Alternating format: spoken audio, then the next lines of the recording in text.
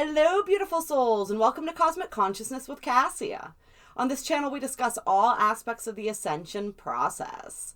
I have a variety of services that I offer to assist in your awakening journey, and you can find those listed in the description box below. Today, we're going to be talking about the second Mercury retrograde of 2022. And yes, this year we are having 4 Mercury retrogrades. What's really interesting about the Mercury retrogrades that we're experiencing this year is that they all begin in an air sign and move back into an earth sign, the exception of which being the final Mercury retrograde of this year, which starts in December and goes into January of 2023. And that is going to be solely in an earth sign, in the sign of Capricorn. So we have this theme as we're moving through this year of these new and broadening perspectives, right? Because Mercury retrograde is all about that new perspective. It's when the unconscious becomes more conscious, right? We're viewing things, we're understanding things from a different reference point. And so we're having these new perspectives, these inspired ideas. And then when Mercury moves into the earth signs, we're being asked to ground these into physical reality, to bring these ideas into physical form, to really take these new perspectives and perceptions and work with them and incorporate them into our lives and the way that it is that we move on this planet from that point forward. So it's really, really powerful. And this final Mercury retrograde in Capricorn is giving us a really potent opportunity to take all of that energy and ground it all into physical form in a long, enduring, and lasting way. So let's talk about this second retrograde here. This second retrograde, as we said, is beginning in the sign of Gemini and will be moving back into the sign of Taurus. And this is going to be occurring from May 10th until June 2nd or 3rd. And then after that, of course, we are going to have the post-shadow period. So we're going to talk about all of these different periods. We're going to talk about the aspects that Mercury is making as Mercury begins this retrograde, as Mercury completes this retrograde, and as Mercury completes the post-shadow period.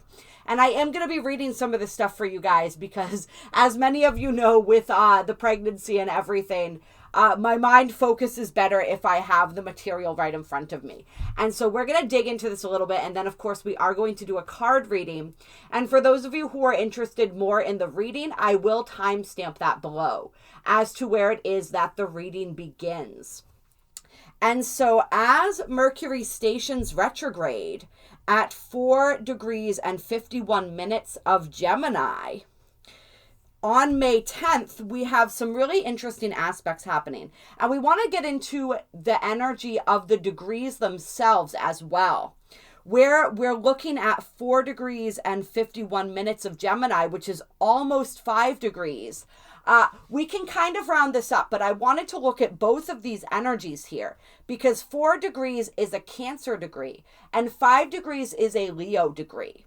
And so it's really interesting to see how we're moving from the energy of Cancer into the energy of Leo. And as we go through this, talking about these energies here and these aspects that Mercury is making, we're going to see a little bit of this trend here, which is that trend of moving from the comfort zone into the more uncomfortable energies, right? Into the energies of growth, moving from the introverted energy into the extroverted energy. So really taking that internalized energy and then bringing that out into the world, which of course mirrors very much this energy that we're talking about the mental shift and perspective shift that we then bring into physical form as we move from the air into the earth signs. Now, this Mercury retrograde is going to be especially intense because Mercury is now in the sign of its rulership. Mercury actually rules 2 signs. It rules Gemini and it rules Virgo. And Mercury is exalted in Virgo because the energy of Virgo's interesting being an earth sign that's ruled by an air planet. So it's able to really stabilize the energy of Mercury and focus that energy. In the sign of Gemini, Mercury is functioning in its full energy. Gemini is very much the pure energy of Mercury. And so this can be a good thing, But it can also be a bit of an intense experience whenever we have a planet in its sign of rulership. It is 100% authentically itself. And so we have an undiluted experience of that energy, which has its pluses and its minuses. Mercury in Gemini is a very quick energy. All right, so our mental circuits are on full force when Mercury enters the sign of Gemini. We are very curious, right? We are very talkative. We're very explorative. We want to know and understand. There can be a lot of anxiety and nervous mental energy with Mercury in the sign of Gemini because it is so very mercurial. And so we want to be aware of this. We want to be taking really good care of our nervous systems. As Mercury is, at least for the first part of during the retrograde, moving retrograde. Once we Mercury stations and begins going direct again, we're going to feel the intensity of that energy in its extroverted form more. All right, so that's when it's going to be more communicative. It's going to be firing on all cylinders. With Mercury in this retrograde period in Gemini, it's going to be a little bit more subdued. It's going to be a little bit more introverted. And so that anxiety, I think it's really going to depend on each and every one of us, whether we experience more or less anxiety with Mercury moving retrograde in Gemini. But it's going to be a very internal process. So we're really thinking things over. We're thinking things through. The mind is on overdrive, but we may not necessarily be expressing it as much until Mercury turns direct. A lot of this, the energy with Mercury, and it's really interesting because we can see all of the planetary retrogrades follow the same format. And we look to Mercury retrograde to understand this the best because Mercury goes retrograde the most frequently. And we feel it the most intensely because Mercury is one of our personal planets and it represents our mind, our communication style, the way we process information, the way we share that information with others, our perspective. And as we know, our minds and our perspectives create our reality. So when Mercury goes retrograde, we really feel this energy, but it is a necessary thing to happen. Sorry, trying to find my words there. This is one of the symptoms of Mercury retrograde is speech can get a little bit off. Communication, technology, with which Mercury also rules, can get a little funky. We always are reminded to dot our T's and cross our I's, and if we are making any big decisions, to really make sure that we've thought them out. And that they're not something that's just coming up when Mercury goes into retrograde.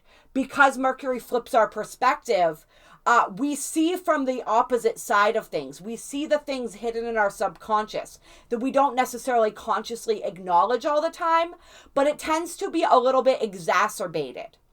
And so we're thinking more extremely, and it can be sometimes a very black and white thinking as we're being shown the polarity or the opposing energies that we also hold within our minds. So making decisions during Mercury retrograde that can be put off until later is not generally recommended. What we want to do is take in the new information, take in the feedback from our subconscious minds, and from these aspects of ourselves and our desires, whatever's coming up, right? The way that we're seeing and interpreting things differently.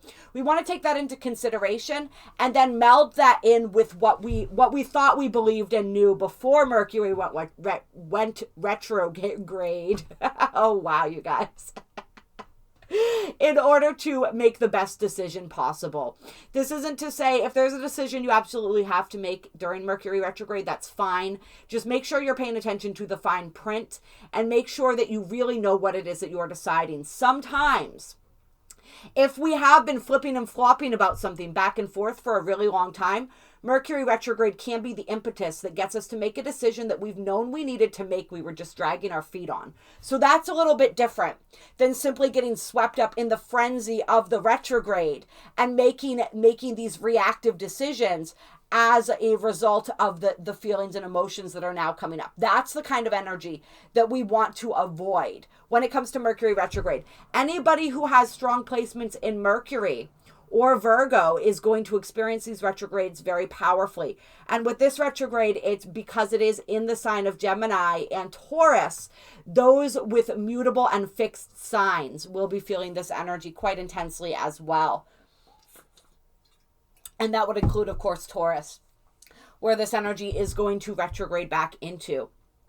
Now, where was I? I went off on a tangent there, but what I wanted to say was this energy of it's necessary for Mercury to go retrograde, because essentially what that's doing is giving us time to process. We process things from two levels, from the logical mind and the emotional or intuitive mind, from the conscious and the subconscious. And so when Mercury flips back and forth, it's giving our brains a chance to digest information from both sides. It's giving us, like we said, those different perspectives. It's also giving us some time for integration. Planetary retrogrades are a great time for integration. And it's sort of like, when you think about the energy of the mind going all the time, in order to balance our mental energy, it's recommended that we meditate, right? It's recommended that we get some sleep so that the brain is resting. And what happens when we sleep? The subconscious mind takes over. And so that's kind of what Mercury retrograde is like, except we're not really sleeping. We are wide awake, and so all of that energy is flooding into our consciousness. And something really interesting about Mercury retrograde as well is that it's not necessarily going to affect everybody the same way. If you are somebody who generally processes from an emotional, intuitive, more feminine point of view, you will likely find yourself processing from a more masculine, logical, linear point of view, and vice versa. And so if you know how your own mind works and your own Mercury placement, you'll know a little bit more and be able to understand a little bit more about how this will personally affect you. And of course, knowing exactly where it is in your chart will help as well. And if you guys want to look into any of that and you're not familiar with how to do that, reach out to me. I do live one-on-one chart readings and interpretations for people, transit charts, natal, all of that different stuff. All of that information and all the different services that I offer can be found, as I said at the beginning of this video, in the description box below. All right, you guys, so getting into this with the aspects. So we have this general energy with the degree that Mercury is beginning and stationing retrograde at, of this energy from Cancer to Leo, moving from the introverted to the extroverted.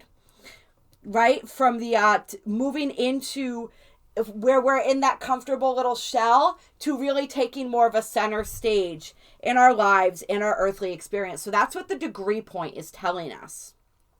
As Mercury stations retrograde, it does so in a T-square with the Moon in Virgo and Juno in Pisces. Also in loose sextiles to Venus in Aries and Jupiter in its final degree of Pisces, which would be its anaretic degree, 29 degrees. That's what it's referred to as. And it is a critical degree. It is that final last piece of the puzzle as we bring together and tie together all those Piscean energies that we've been experiencing as Jupiter has moved through that sign of Pisces. So that's some powerful energy right there in and of itself. With this energy, we're being asked to balance and reconcile the pure, unconditional love of the soul with the needs and desires of this incarnation.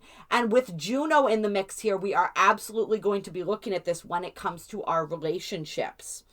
Yes, we feel the pull of the soul connection that we have with others, but are we in love with their potential or their current reality? This is a question that's going to be coming up for many people. Can we put ourselves first when and where necessary? And can we tell the difference? As in, can we determine when it is that we need to put ourselves first versus when it is that another's interests are of primary importance and we need to think more about the other, right? And so it's also kind of, in a way, this classic struggle of the Libra-Aries axis that we feel coming into play here. Let's see. Can we love ourselves unconditionally while still being realistic about where it is that there is room for us to continue to grow and improve, to become bolder and wiser, more confident and committed? And so that's that Moon in Virgo energy right there, right? We're learning. It's this art of learning that we can love ourselves for where we're at, right? We can love and accept ourselves fully while still creating room for where it is that we see that more growth is possible, right? We can love ourselves and still grow and be committed to a higher and newer version of ourselves at the same time. And we do this by accepting ourselves, being gentle with ourselves, seeing this life as a constant journey, seeing everything as practice, right? And getting out of that self-critical energy. And this idea that we have to be critiquing ourselves in order to be growing. We don't necessarily have to be doing that. What we want to be doing is observing ourselves. There's a difference in those energies. All right, let's see what else we have here. Yes, Pluto stationed retrograde at the new moon eclipse. We had that new moon eclipse in Taurus, and we had Pluto stationing retrograde. And during Pluto's station, he was in a loose trine to Mercury, who had not yet gone retrograde. But we will see that Mercury will complete. It's either the retrograde or the shadow period here. I believe it's the retrograde. And yeah, it's the retrograde. Mercury will complete its retrograde in a trine to Pluto again. So we have this Plutonic energy present as well, where we're really plunging deep into the psyche with this Mercury retrograde. There's a lot that is coming into our awareness that is going to assist us as we move forward in everything that we've just talked about and more. So it's a real deep dive into our subconscious with this second retrograde. Mercury will station direct at 26 degrees of Taurus. And this is really interesting when Mercury stations. 26 degrees of Taurus, 26 degrees is a Taurian degree. So it's a powerful, powerful Taurian energy that Mercury is going to complete its retrograde at. And so it's really calling into play all of these energies of the new moon eclipse. Right? And really both eclipses, because the full moon eclipse in Scorpio and the new moon eclipse in Taurus, they're along that same axis. They're related. As well as the overriding energies of 2022, which are all about that North Node in Taurus, South Node in Scorpio energy, and balancing that axis. And for those of you who want more information on the 6 axes of the zodiac and how to balance those polarities, I do have a class that I taught for Synchronicity University. And the information on how to order that, if you are interested, is in the description box below. It's some really interesting and powerful stuff. But we're working with that Taurus-Scorpio axis, and with the North Node in Taurus this year until July of 2023, we're really moving into that energy of Taurus. So this Mercury retrograde really brings us into and touches on all of the Taurian energies that we are learning and experiencing, right? These energies of learning how to be present. These energies of learning how to cultivate our personal material reality, become masters of our physical reality, as well as become more deeply rooted in our bodies, more connected to our bodies and their role in this ascension process, and more fully incarnated and embodied upon this planet. These are major themes of 2022 that we talk about a lot. So it's tying into all of that energy. And we have, during this stationing of Mercury at 26 degrees of Taurus, a loose conjunction to that North Node in Taurus that we were just talking about. A loose opposition, therefore, to the South Node in Scorpio, and that squaring Saturn. And we've been talking about this combination of energies here throughout the eclipses, because it was present with the new moon. It's very strongly present with that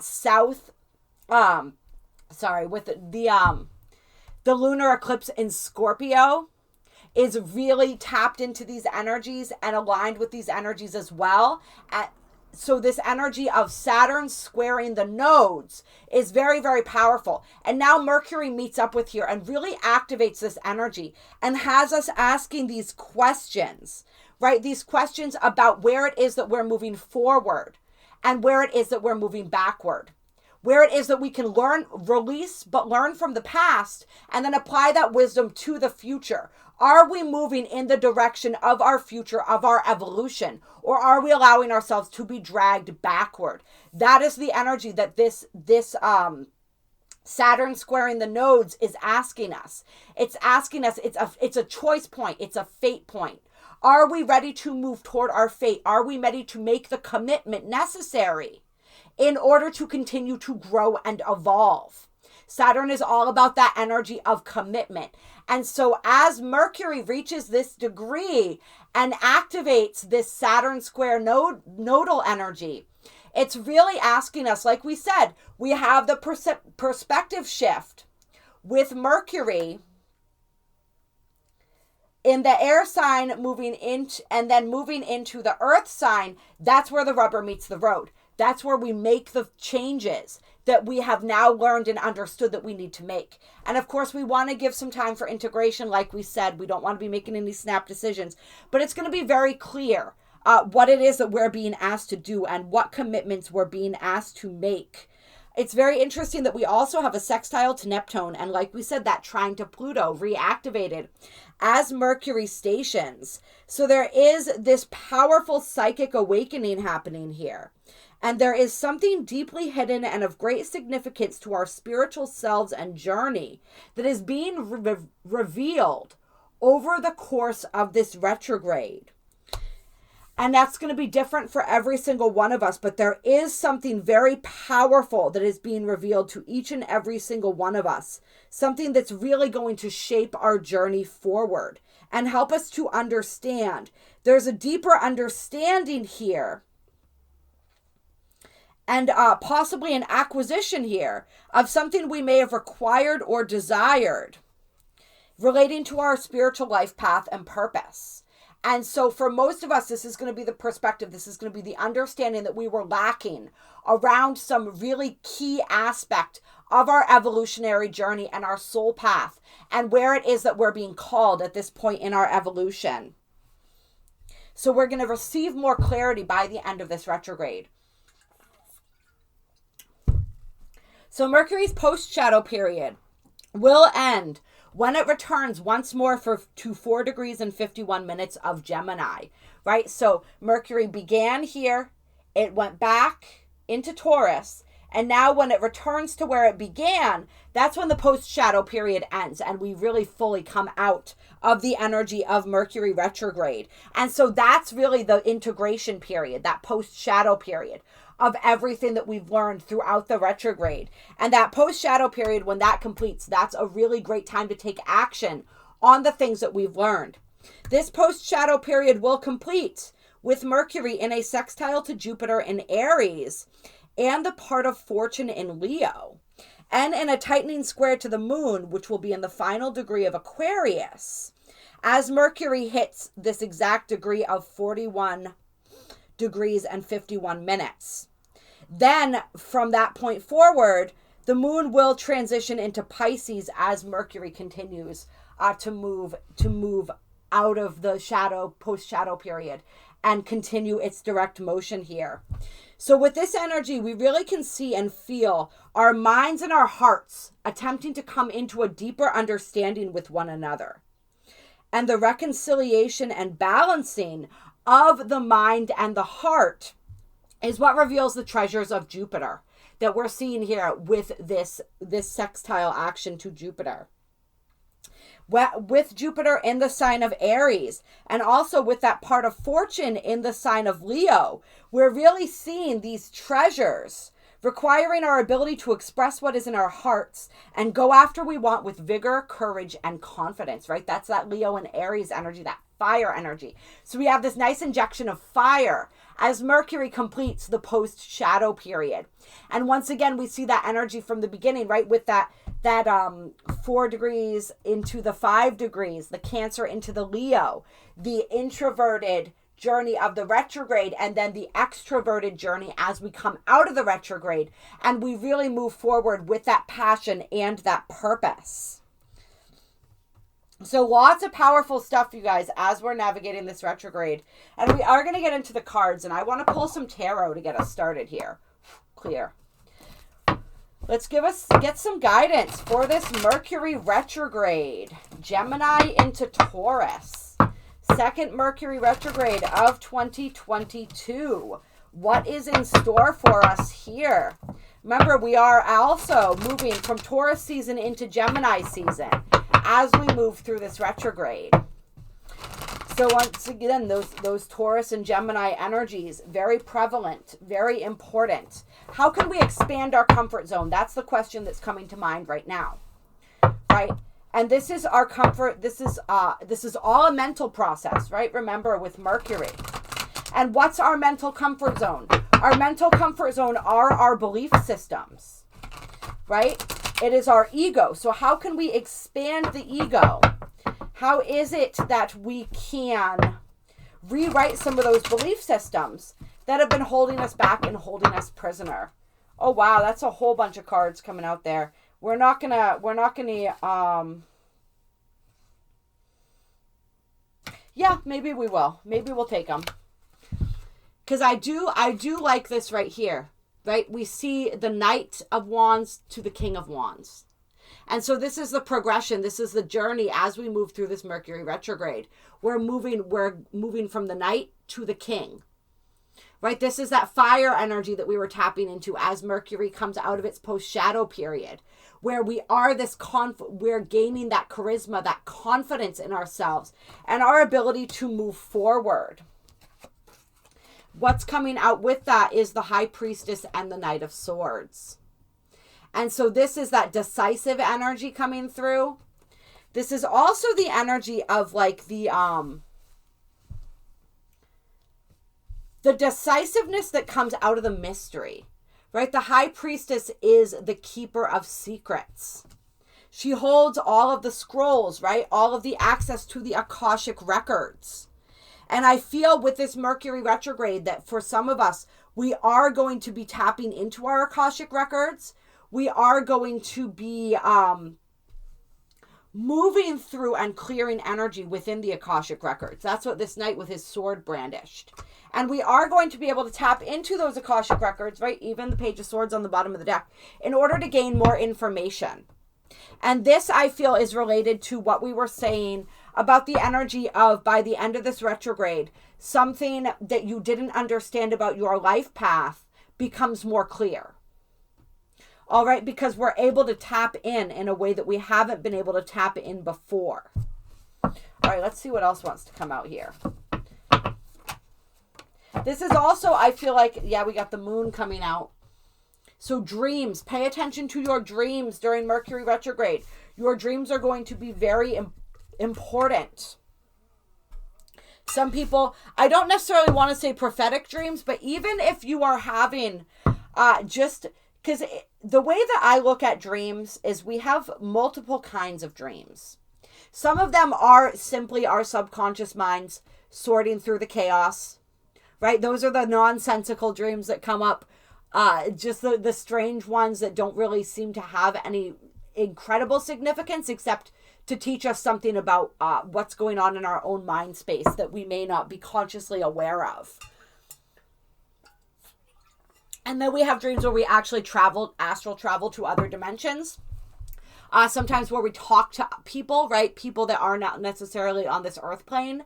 And sometimes people that are. And those are very real interactions, I do believe. And then we also have prophetic dreams where we see things. We tap into the Akash, right? Like we were talking about, some people, it's going to be during your dream time that you're tapping to the Akashic records. And we learn things. We see things that are past, present, future, right? The Akashic records covers all of that. So those are the three main types of dreams, in my opinion. And so you may experience, even if you're experiencing just like that subconscious shuffle, if we want to call it that, right? The nonsensical kind of dreams, they're still teaching you a lot about what's going on in your subconscious. So be aware of that, because remember, until we make the unconscious conscious, it will dictate our lives and we will call it fate. That's a Carl Jung quote. That's my favorite Carl Jung quote right there, right? This is why our belief systems are so important, because most of those exist in our subconscious. We are mostly creating from the subconscious mind.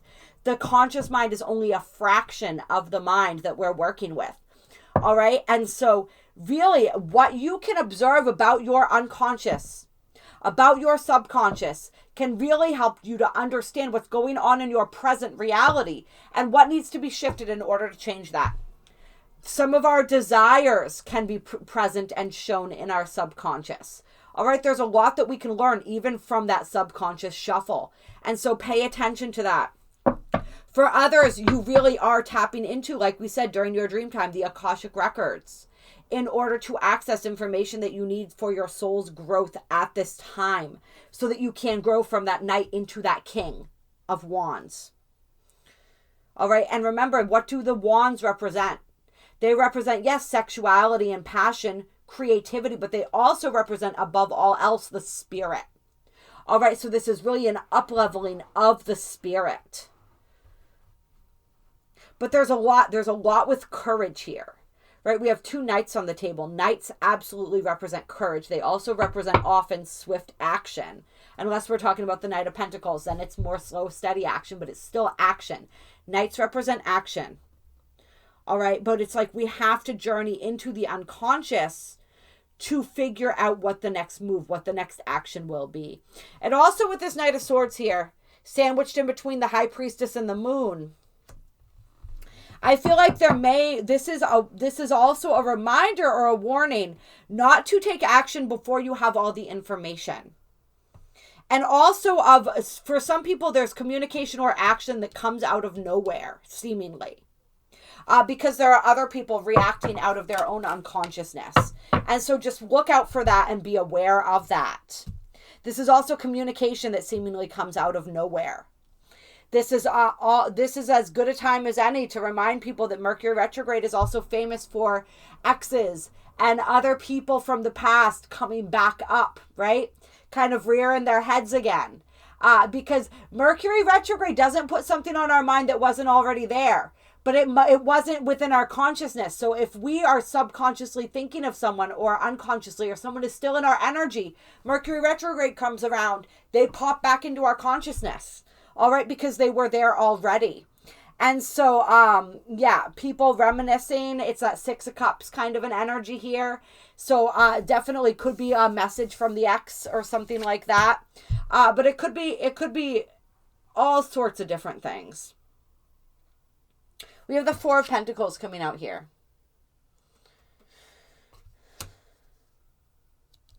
This is where we're looking at that energy, where we're looking at the energy of abundance. The energy of scarcity versus abundance. But also, I'm really feeling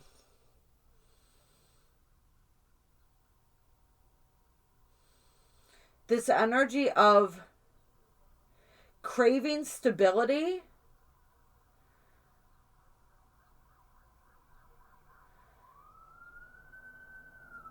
And for some people, learning how it is that we can actually create more stability in our lives. It's sort of like learning how we can take what we have and multiply it so that we get more, which is really interesting. I'm thinking right now, excuse me guys, I'm thinking right now of the fable in the Bible, right, of Jesus when he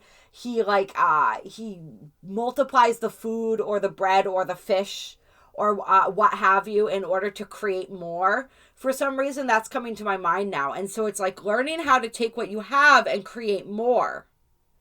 But in order to create more, you have to be willing to take a little bit of a risk or a gamble. Tell me more about this 4 of Pentacles here. Yeah. All right, 9 of Swords. All right, so this is an area where you've been experiencing a lot of stress. And for some people, this does have to do with your finances or anywhere where you have been feeling this instability. Some people, you've noticed this instability is coming from the mind in the form of anxiety, depression, right? For others of you, it's always coming from the mind, right? Yeah, always. Because stress, worry, it's created in the mind. But for some of us, it's being instigated by really desiring this level of physical stability, manifested stability that you haven't quite achieved to the level that you're comfortable with yet. And the message coming through here is that you need to see that from a different perspective. And this is something that I was talking about with some friends of mine the other day, interestingly enough. This energy of we always have everything that we need. Okay? But we want a surplus in order to feel secure. We can't just have enough. We have to have more than enough so that we know that if we lose some, we still have enough. All right. And so it's like realizing that you've been cared. You may not be a multimillionaire yet, but you have everything that you need and you always have had everything that you need. And so it's like learning how to be grateful for that is what then creates the surplus. But there's like this need, this possible need to take a risk or a gamble financially, or when it comes to some sort of stability or security. And the trying to weigh that is really weighing on minds, I feel like. Then we got the Eight of Wands. So once more, that communication energy. This feels like something coming in, though. Not just communication, but something. Tell me, what's coming in here with this Eight of Wands? Once again, we've got a 2 energy. Or no, I guess this is the first 2 on the table, but it's that energy of balancing, right? That energy of juggling.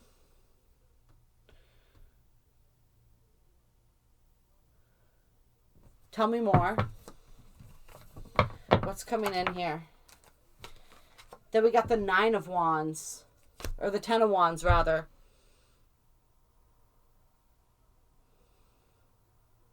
So to me, this feels like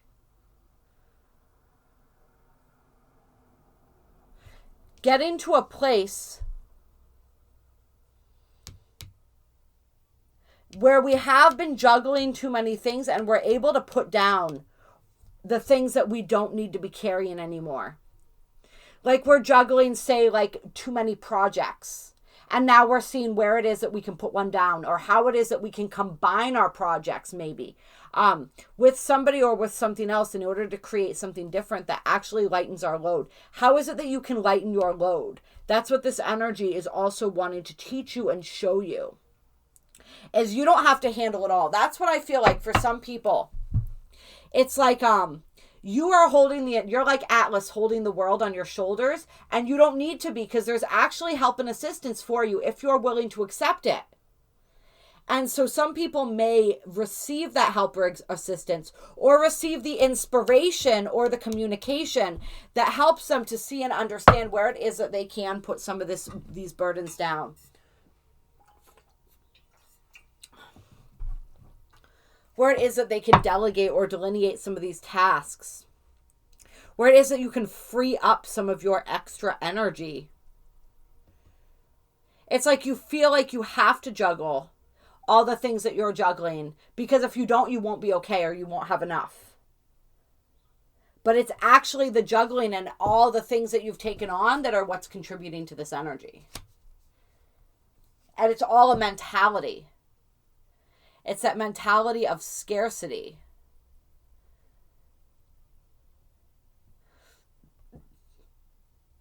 And for some people, it's a decision. There's a decision that you've been trying to make for a long time that's been weighing on you very heavily. And you are going to throughout, we got the Emperor on the bottom of the deck with the Death card and the Fool. Okay? So throughout this Mercury retrograde, you are going to be stepping into your Emperor energy. You are going to have this period, this powerful period of death and rebirth here, right? Where you really let go. Something's ending. You're allowing something to end. And the way that death was inverted here, when it popped out, this is something that you have been kind of dragging out for a while. You've been dragging your feet because you have not wanted. You've been afraid that if you let this thing go, that you weren't going to be safe, that you weren't going to be secure, that you weren't going to, there was some sort of fear of scarcity or something like that was preventing you from being able. This is sort of like one of the best analogies I can give with this is like, say you have a job that you hate, but it's paying your bills. All right? Or you have a job. It's like the energy of a better way to describe it was like you have a job and a bunch of side hustles. And your side hustles are actually paying your bills now, but your job is the source of stability. And you don't want to let go, even though it's way too much doing all of it at once. You don't want to let go of that one source of like, I know I'm making this much money every month. It's not as much as I need, but at least I know that I have this. And then I build everything else on top of that. And you're at the point where all the stuff you built on top is enough, but you're afraid of the security and the stability of that original thing. And the irony here is that you may have created these side hustles so you could eventually move away from this one job. But now that you're at the point where you're ready to do that, you're afraid to do that. And I know I've been in the same place myself. But there's an energy of letting go. If you let that go, there's a whole new beginning. And it's like, this is you in your boss energy. But you have to be willing to take that risk. You have to be willing to take that leap. And the Fool is reminding you to have courage, to have confidence.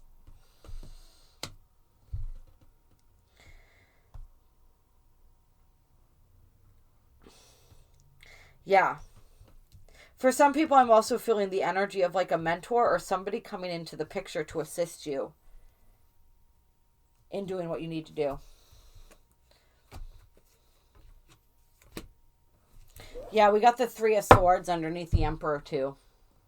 And so there's also an energy of Mercury retrograde of healing from heartbreak.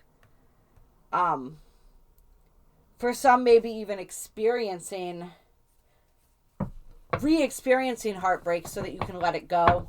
Getting closure around situations of heartbreak, right? Yeah, end of cycles, end of pain, and incredible healing. So there's a journey of healing here for people as well during Mercury retrograde. Around healing of the heart, wounds around the heart, betrayals around the heart. Your ability to let those go if you've been hanging on to those for a really long time. To really feel it, to heal it, that kind of an energy. All right, we're going to get into the Dream Oracle cards, and we're going to pull a couple of these since we've been talking about dreams to close here. What guidance from the Dream Oracle? Clear. For Mercury retrograde. Let's get some guidance here for Mercury retro. Mercury retrograde number 2, 2022.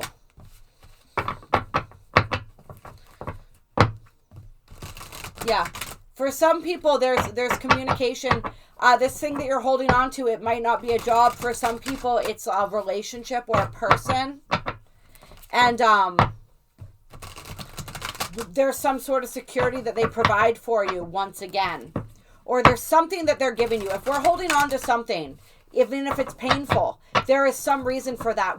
We always want to ask ourselves, what is feeding me? Right? What about this is serving me? Because something is, or we could give it up. All right. And so perhaps for some, there's communication coming in around a relationship. If you've been on the fence about something, having intuitions and I want to say, I hate using the word suspicions, but that's kind of what it feels like. For some people, those are validated, or the answer to your question comes through, and it allows you to walk away. I'm feeling that for some people as well. All right, what else do we want to know about this retrograde from the Dream Oracle? We have childhood home coming through. Remember where you're from and who you really are. So there is a lot of energy of these childhood wounds coming up for resolution. And this is something that I've been, as we're working with these energies, right? These Taurus, Scorpio energies, these eclipse energies. There is a lot of energy around the inner child. I was watching Alexander Quinn's Starseed. I believe that's his name. He has a channel. It's really great. And he was talking about the energies of May. I was very much, my intuitive feelings about this month very much lined up with his. The astrology very much lines up with what he was talking about. And he was talking, and I was really feeling it. And I've seen it even in my interactions with others and my own self. This energy of our old childhood traumas coming up to the surface. Those old childhood wounds, right? Our inner child is healing, but the process is not necessarily going to be pretty, right? Because all of that old childhood trauma is coming to the surface here. And so we are clearing a lot of that. We may be noticing how some of these old wounds from our childhood are reappearing so that we can address them. Right? A lot of our belief systems, our negative belief systems, they come from childhood, from these younger experiences that we had that created the experience, created a belief structure, created a perception of reality and truth that we've carried with us into adulthood. So as we're examining and coming to release some of those belief systems, we're revisiting some of this childhood trauma. And we may notice this popping up in ways that we didn't expect. And we may not recognize it for what it is if we're not aware. So really bring that into your awareness and notice, where is my wounded inner child being triggered? Right? And where am I now being drawn to react from this place of being triggered? All right, Alexander talked about, and I definitely resonated with it, this energy of people falling back into the victim mind state sometimes. This energy of people lashing out. This energy of blame, right? Shame and blame, where we're trying to, because remember, as we mature, we begin to understand that none of it is really about the other person. It's really about us. But that child, as that child, we don't really understand it in those terms, right? And so we're kind of returning to that mentality where it's somebody else's fault, right? That's like the immature way to look at things. And some of us are being triggered back into that place. So notice and pay attention if that's coming up for you.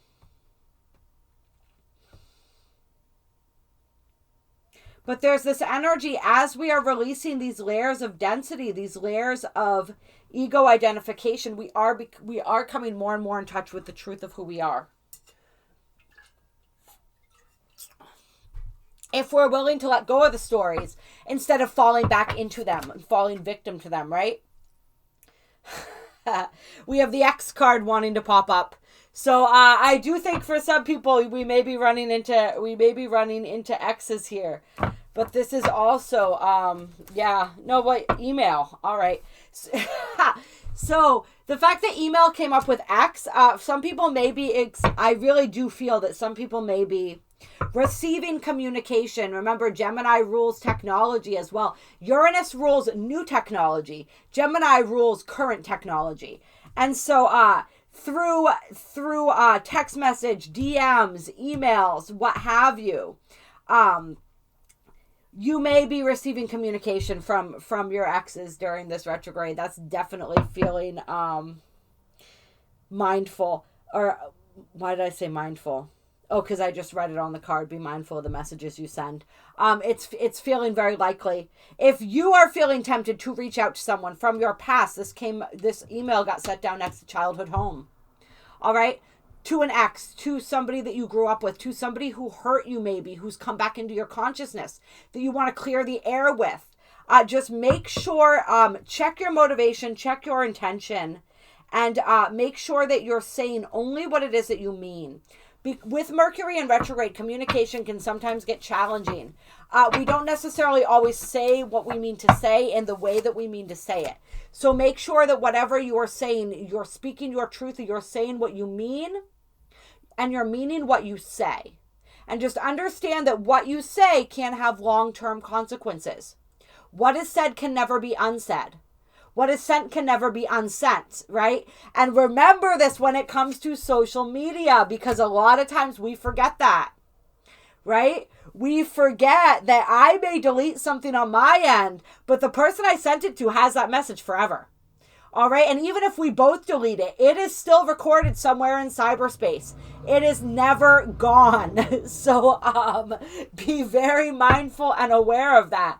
And remember, just like when we're talking about literally with social media, when it comes to direct conversation, it's there is an imprint that is left from the words that we speak on the soul of the other person, on their memory, on whatever timelines are created from that. Okay.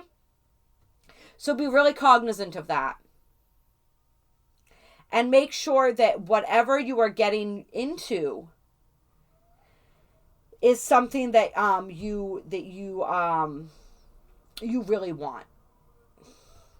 Then we have Alien coming out. Except that you are unrepeatable. You are an unrepeatable, spectacular phenomenon. I love that. So this is really that energy of embracing our authenticity, right? Embracing what makes us unique. This is also like extraterrestrial communication I'm feeling for people as well. Some people, you may actually find during this Mercury retrograde that some of your channeling abilities are activated to a level that they haven't been activated yet. Oh, it's getting harder and harder to bend over to get these cards when they fall out. Then we have the shopping card coming out as well. Pay attention to what energizes you. Yeah, so during this Mercury retrograde, pay attention to what is adding to your energy and what is detracting from it. Ooh, oh boy. Oh, yeah. I just spilled a ton of cards down there. I'll have to pick those up after. That's gonna be it's gonna be a little bit of an ordeal. But yeah, pay attention to who and what is assisting your vibration and what is hindering it. All right, pay attention to the interactions that you have with other people, how you feel afterwards, and make sure that you are cleansing and clearing your energy. You are recapitulating or recovering your energy, right? If you notice that you expended a lot of energy in a situation, call that energy back. Cleanse it before you bring it back in, but mentally call that energy back. All right? And only invest your time and your energy, especially with Mercury, we're talking about mental energy, on the things that matter. All right? Pay attention to where you are focusing that mental energy, as always. And there's a lot of energy of being recognized, too, with this. And we got celebrity on the bottom of the deck. And so I feel as though during this Mercury retrograde, some people are going to be recognized for what makes them beautiful, unique, and special. And I really love that. And recognize yourself for that. Recognize others for that. And really celebrate that. There's this energy of, remember, we're all learning how to come into and celebrate what makes us unique, special, and different. Yeah. And then with all the cards that fell down there, the card that was face up was sex, kiss, and hug. And so there may be a lot of affection coming for people as well during this Mercury retrograde. As well as an understanding I'm feeling of like how it is that we utilize other people in order for validation or to make us feel better.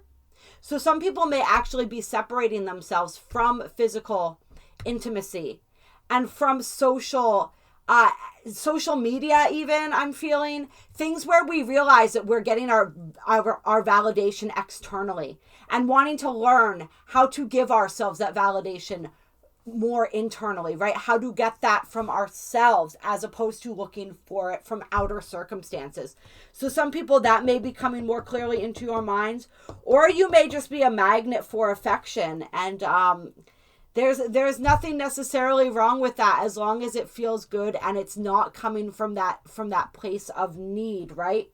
It's coming from that place of truly loving and celebrating each other. But there's this major focus on learning how to love and celebrate the self. All right, you guys, I love you. I hope that you enjoyed this reading. I hope that you have an incredibly powerful Mercury retrograde. Drop a comment down below. Let me know how you're feeling this retrograde, how it's lining up for you, what you're excited about with these upcoming energies. There are links below to donate if you feel moved to donate to this channel. Donations are not expected, but they are absolutely appreciated and very helpful. Yes, and like I said, my email's down below with the description of all the different services that I offer. If you would like a personal reading, a belief work session, an energy healing, any of the different stuff, a chart reading, reach out to me and we can set that up. I think that's it. You guys are amazing. So much love to each and every single one of you. Until we meet again.